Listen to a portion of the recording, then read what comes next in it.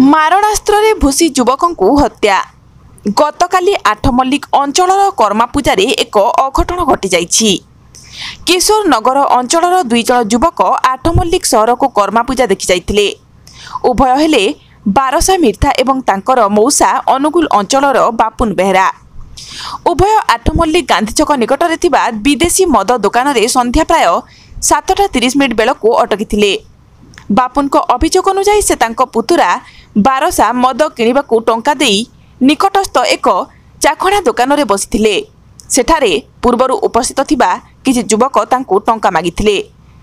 ଟଙ୍କା ମଗାକୁ ନେଇ ଉଭୟଙ୍କ ମଧ୍ୟରେ ଝଗଡ଼ା ସହ ମାରପିଟ ହୋଇଥିଲା। ମଦ କିଣିବାକୁ ଯାଇଥିବା ବାରସା ଆସିବା ପରେ ଝଗଡ଼ା ଉଗ୍ର ରୂପ ନେଇଥିଲା। ଅପରପକ୍ଷରେ ଜଣେ ଯୁବକ ପାଖରେ ରଖିଥିବା ଛୁରୀରେ ବାରସାଙ୍କ ପେଟକୁ ଭୁଷି ଦେଇଥିଲେ।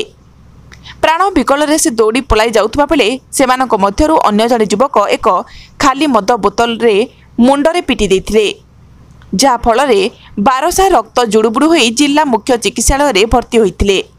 ଚିକିତ୍ସାଧୀନ ଅବସ୍ଥାରେ ଡାକ୍ତର ତାଙ୍କୁ ମୃତ ଘୋଷଣା କରିଥିଲେ। ଏପଟେ ଆଠମଲ୍ଲିକ ପୋଲିସ ପହଞ୍ଚି ତଦନ୍ତ ଆରମ୍ଭ କରିଛି।